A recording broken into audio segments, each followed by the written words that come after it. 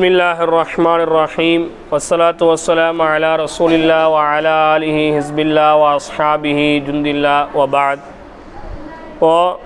ரியாதுல் பதியாவில் முதல் பாடமாக எதை பற்றி படிச்சிருந்தோம் அப்படின்னு சொன்னால், இஸ்லாத்தின் கடமைகள் இல்லையா, இஸ்லாத்திற்கு எத்தனை கடமைகள் இருக்குதுன்னு படித்தோம். இஸ்லாத்தின் கடமைகள் அப்படி எல்லோரும் சத்தம் போட்டு சொல்லுங்கள் பார்ப்போம்.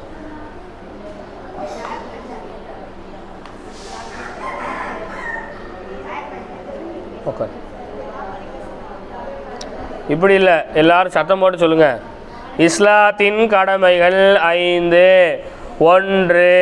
வணக்கத்திற்கு தகுதியானவன் அல்லாஹ்வை தவிர வேறு எவரும் இல்லை என்றும் முஹம்மது நபி ஸல்லல்லாஹு அலைஹி வஸல்லம் அவர்கள் அல்லாஹ்வின் தூதராக இருக்கின்றார்கள் என்றும் சாட்சி கூறுவது. 2. அப்படி சொல்லி சத்தம் போட்டு சொல்லுங்கள். முதல்ல சொல்லுங்கள்.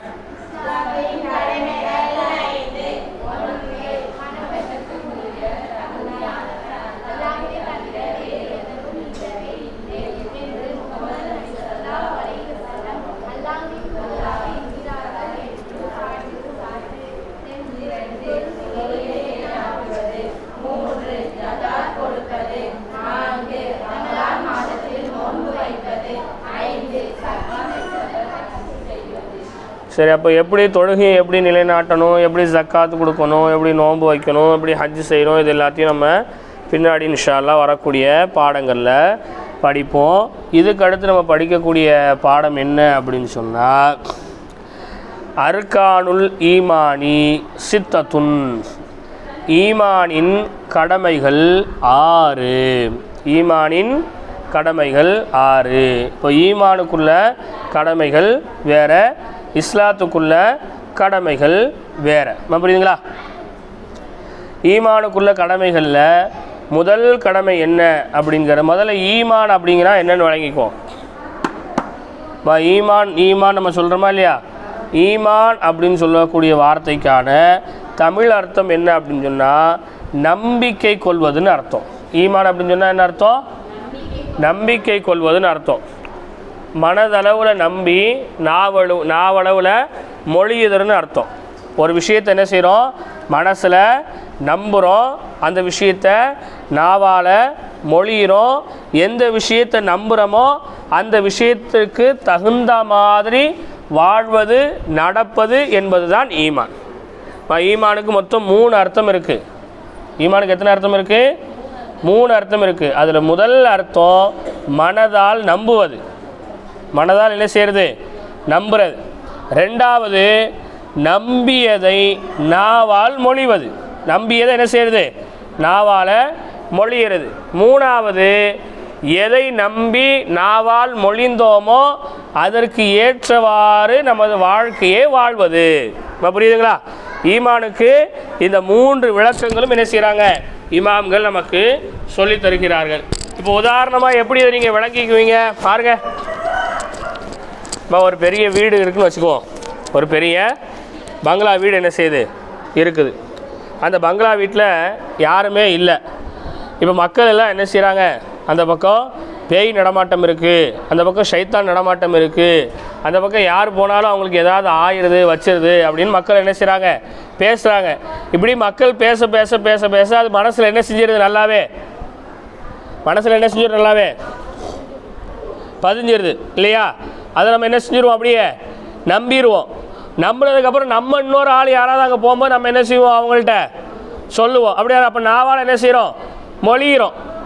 அங்கே போகாதீங்க, இப்படி என்ன செய்யுது இருக்குது வைக்கிறது நம்ம என்ன செய்கிறாங்க? சொல்லுவோம். அதுக்கடுத்து நம்ம என்ன செய்வோம்? அந்த பக்கம் போவோமா? என்றைக்காவது அந்த பக்கமே என்ன செய்ய மாட்டோம்? போக மாட்டோம். அப்போது ஒரு விஷயத்தை மனசில் நம்பி, நம்பின விஷயத்தை நாவால் மொழிந்து, நம்பியதற்கு தகுந்தவாறு நமது வாழ்க்கையை நம்ம அமைச்சு கொள்றதுக்கு பேர் தான் ஈமான் அப்படின்னு என்ன செய்யப்படுது? சொல்லப்படுது. இந்த ஈமானின் கடமைகள் மொத்தம் 6 கடமைகள் என்ன செய்து இருக்குது. ஈமானுக்கு எத்தனை கடமைகள் இருக்குது? 6 கடமைகள் இருக்கிறது. இந்த 6 கடமையில் முதல் கடமை என்னங்க பாருங்கள். அல்லாஹ்வை கொண்டு ஈமான் கொள்வது. துஉமினு பில்லாஹி, அல்லாஹ்வை கொண்டு ஈமான் கொள்வது. ஈமான் ஈமான் ஈமான் இடம்பெறக்கூடிய வார்த்தைகள் எல்லா இடத்துலையும் நீங்கள் தமிழாக்கம் என்ன செஞ்சுக்கிறது, நம்புவதுன்னு வச்சுக்கணும்.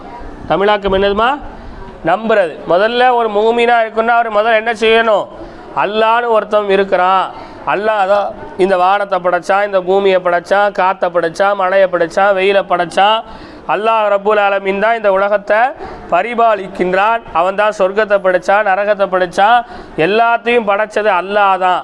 அல்லாஹ் ஒருத்தவன் இருக்கிறான்னு முதல்ல நம்பணும். அப்படி தானே?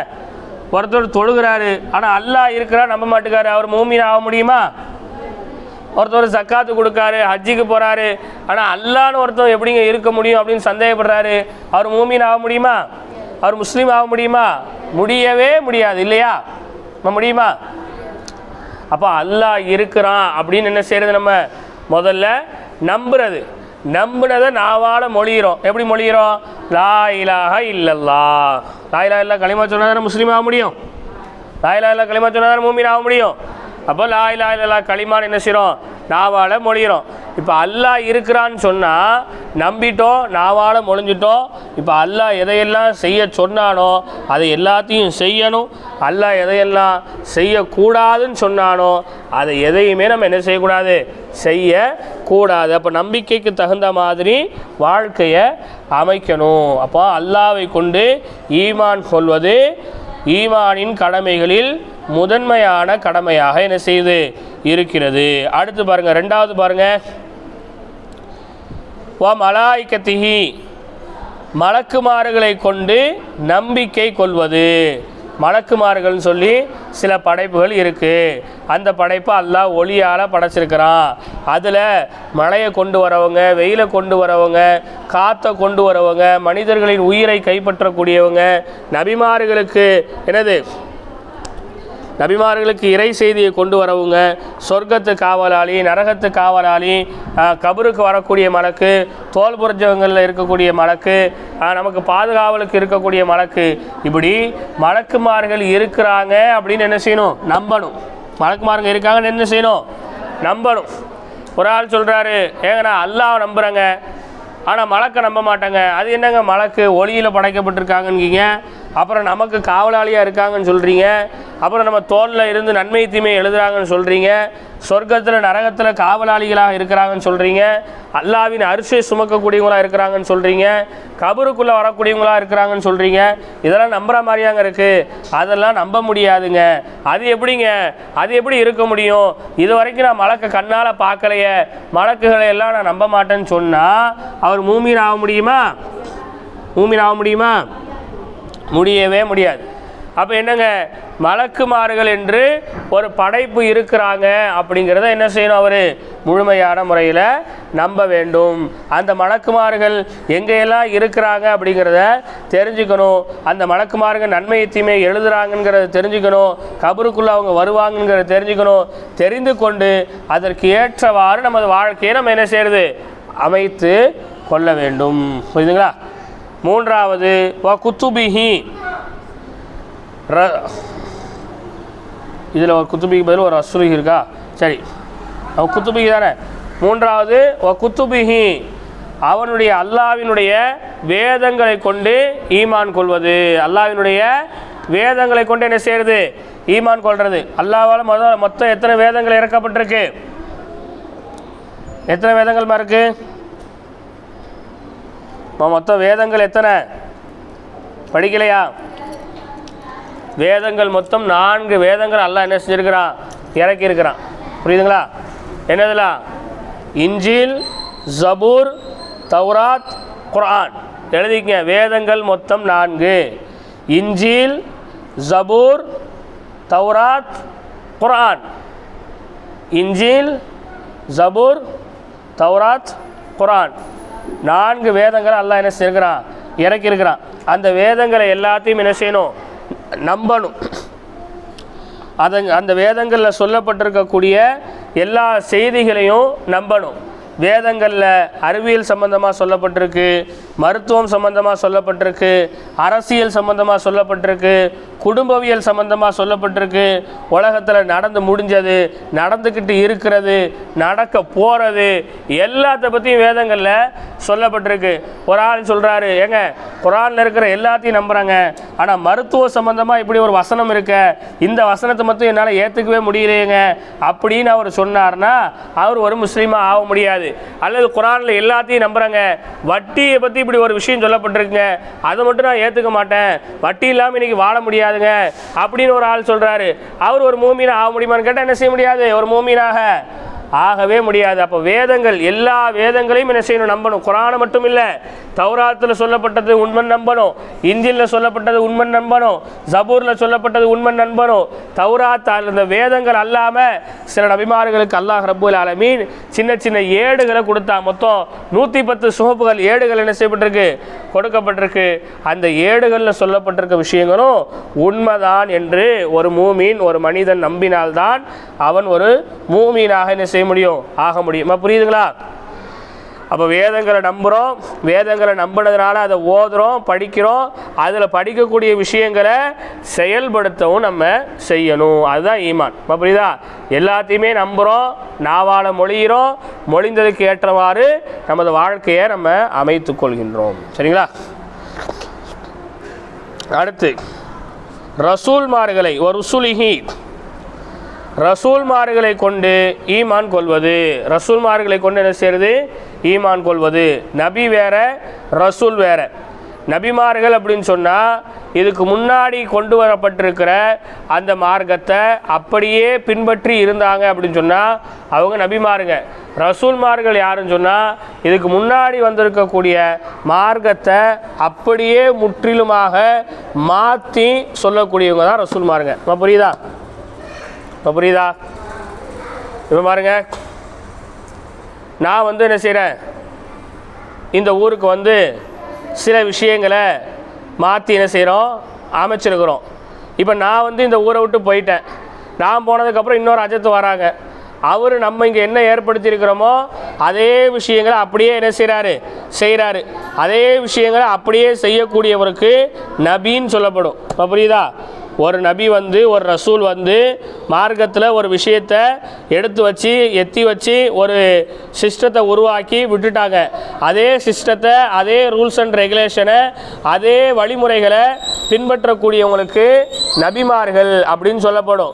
இப்போ நான் இந்த ஊரை விட்டு போயிட்டேன், வரக்கூடிய அஜர்த்து இங்கே இருக்கிற எல்லா சிஸ்டத்தையும் டோட்டலாக மாற்றி சேஞ்ச் ஆக்கி புதுசாக ஒன்று என்ன செஞ்சிட்டாரு, கொண்டு வந்துட்டார். இப்படி புதிய வழிமுறையை கொண்டு வரவங்களுக்கு என்னன்னு சொல்லப்படும், ரசூலுன்னு சொல்லப்படும். புரியுதுங்களா? மொத்தம் அல்லாஹ் ரப்புல் ஆலமீன் 313 ரசூல்மார்களை என்ன செஞ்சிருக்கிறான், இந்த உலகத்தில் அனுப்பியிருக்கிறான். 1,00,000க்கும் மேற்பட்ட நபிமார்களை அல்லாஹ் ரப்புல் ஆலமீன் இந்த உலகத்தில் அனுப்பியிருக்கிறான். அப்போ ரசூல்மார்களை கொண்டு என்ன செய்யறது, ஈமான் கொள்வது. அப்போ ரசூல்மார்களை, அப்போ நபிமார்களை ஈமான் கொள்ள வேண்டாமான்னு கேட்டால் அப்படி கிடையாது. நபிமார்களையும் ஈமான் கொள்ளணும், ரசூல்மார்களையும் ஈமான் கொள்ளணும். அவங்க வாழ்க்கையில் நடந்த அனைத்து விஷயங்களும் உண்மை நம்பணும், அவங்க செஞ்ச அனைத்து அற்புதங்களும் உண்மை நம்பணும், அவங்க சொன்ன அனைத்து விஷயங்களும் உண்மைன்னு என்ன செய்யணும், நம்பணும். புரியுதுங்களா? ஒரு ஆள் சொல்கிறாரு, நான் ரசூலுல்லாவுடைய எல்லா விஷயத்தையும் நம்புவாங்க, ஆனால் ரசூலுல்லாட்ட ஒரு ஒட்டகம் பேசுச்சுன்னு சொல்கிறாங்களே அதை மட்டும் என்னால் நம்ப முடியாது அப்படின்னா அவர் யாராக இருக்க முடியாது, ஒரு உண்மையான மூமீனாக ஆக முடியாது. புரியுதுங்களா? நான் ரசூலுல்லாவுடைய எல்லா விஷயத்தையும் நம்புவேன், ஆனால் ரசூலுல்லாவுடைய இந்த ஒரு செய்தியை நான் நம்ப மாட்டேன், ஹிரா குகையில் தனியாக இருந்து ஏதோ ஒன்று சொல்கிறாருன்னு வச்சுக்கோமே, அவர் என்ன செய்ய முடியாது, ஒரு உண்மையான மூமீனாக ஆகவே முடியாது. அப்போது ரசூல்மார்களை கொண்டு என்ன செய்யறதுங்க, ஈமான் கொள்வது. எல்லா ரசூல்மார்கள் நபிமார்களையும் நம்ப வேண்டும். அடுத்து 5வது வல் யௌமில் ஆஹிரி, மறுமை நாளை கொண்டு ஈமான் கொள்வது. ஒல் யௌமில் ஆஹிரி, மறுமை நாளை கொண்டு ஈமான் கொள்வது. அதாவது மறுமைன்னு ஒன்று இருக்குது, அங்கே சிராத்துல் முஸ்தகீம் பாலம்னு ஒன்று இருக்குது, மீசான்கிற ஒரு தராஸ் இருக்குது, மஹ்ஷர்னு சொல்லக்கூடிய ஒரு மைதானம் இருக்குது, சூரியன் வெப்பம் அதிகமாக இருக்கக்கூடிய அந்த சூழ்நிலை இருக்குது, சொர்க்கம் இருக்குது, நரகம் இருக்குது அப்படின்னு சொல்லி மறுமை நாளை குறித்தும் மறுமை நாளில் நடப்பதை குறித்தும் ஒரு மூமின் நம்பணும். ஒருத்தர் சொல்கிறாரு, அது என்னங்க சிராத்து முஸ்தகிம் பாலம், அதெல்லாம் நம்புகிற மாதிரியே அங்கே இருக்குது, அது என்னங்க நரகம், அது என்னங்க சொர்க்கம், அப்படிலாம் இதெல்லாம் நம்புகிற மாதிரியே இல்லையேங்க அப்படின்னு ஒருத்தர் சொன்னார்னா அவர் உண்மையான ஒரு மூமினாக ஆகவே முடியாது. அப்போ எல்லாத்தையும் கொண்டு என்ன செய்யணும், அவர் நம்பிக்கை கொள்ளணும். அதுக்கடுத்து ஒல் கதுரி ஹைரிஹி ஒ ஷர்ரிஹி மினல்லாஹி தஆலா, நன்மை தீமை யாவும் தக்தீர் விதிப்படியே நடக்கிறது என்று ஈமான் கொள்ளணும். தக்தீர் அப்படின்னு சொன்னால் விதின்னு அர்த்தம். தக்தீர்னு சொன்னால் என்ன அர்த்தம்? விதி. நல்லது கெட்டது நமக்கு ஏற்படக்கூடிய இன்பம் துன்பம் எல்லாமே எதன்படி தான் நடக்குது? விதியின்படி தான் நடக்குது. ஒருத்தர் சொல்கிறாரு, நான் இந்த நேரத்தில் இந்த இடத்துக்கு போனதுனால தான் இன்றைக்கி நான் சந்தோஷமாக இருக்கேன் அப்படின்னு சொல்லலாமா? சொல்லலாமா? சொல்லக்கூடாது. ஏன்னா அந்த நேரத்தில் அந்த இடத்துக்கு போக வச்சது எது? விதி. ஒரு ஆள் சொல்கிறாரு, என்னுடைய பிஸ்னஸை நான் இப்படி விளம்பரப்படுத்தி இப்படி டெவலப் பண்ணதுனால தான் இன்றைக்கி நான் வியாபாரத்தில் கொடி கட்டி பறக்கிறேன் அப்படின்னு சொல்லலாமா? சொல்லலாமா? சொல்லக்கூடாது. ஏன்? நல்லது கெட்டது எல்லாமே எதன்படி தான் நடக்குது? விதியின்படி தான் நடக்குது. இங்கே நம்மளை கொண்டு எந்த காரியமும் நடக்கிறதே இல்லை. நம்ம செய்கிறதுனால இங்கே எந்த ஒன்றுமே என்ன செய்கிறதில்ல, நம்ம வாழ்க்கையில் நடக்கிறதில்ல. நமக்கு ஏற்படக்கூடிய இன்பமாக இருந்தாலும் நமக்கு ஏற்படக்கூடிய துன்பமாக இருந்தாலும் எதன்படி தான் அது நடந்துக்கிட்டே இருக்குது?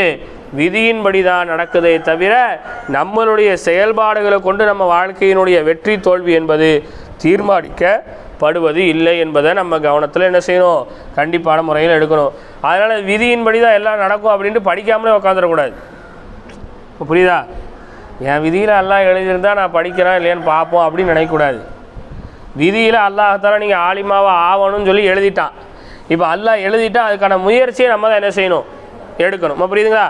முயற்சி எடுத்து நமக்கு கிடைக்கல அப்படின்னா நம்ம விதி, அது நமக்கு கிடைக்காம போகணுங்கிறது என்னது? விதி. முயற்சி எடுத்து நமக்கு கிடைச்சிருச்சுன்னா நமக்கு கிடைக்கணும்னு இருந்தது என்னது? விதி. அப்போ எல்லாமே எதன்படி தான் நடக்குது?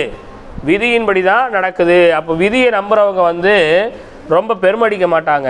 விதியை நம்புகிறவங்க ஒரு கஷ்டம் வரும்போது ரொம்ப கவலைப்படவும் மாட்டாங்க. இப்போ புரியுதுங்களா? விதியை நம்புகிறவங்க என்ன செய்ய மாட்டாங்க, ஒரு இன்பமான நேரத்தில் தன் வாழ்க்கையில் ஒரு உயர்ந்தரமான இடத்துக்கு போகும்போது ரொம்ப பெருமடிக்க மாட்டாங்க.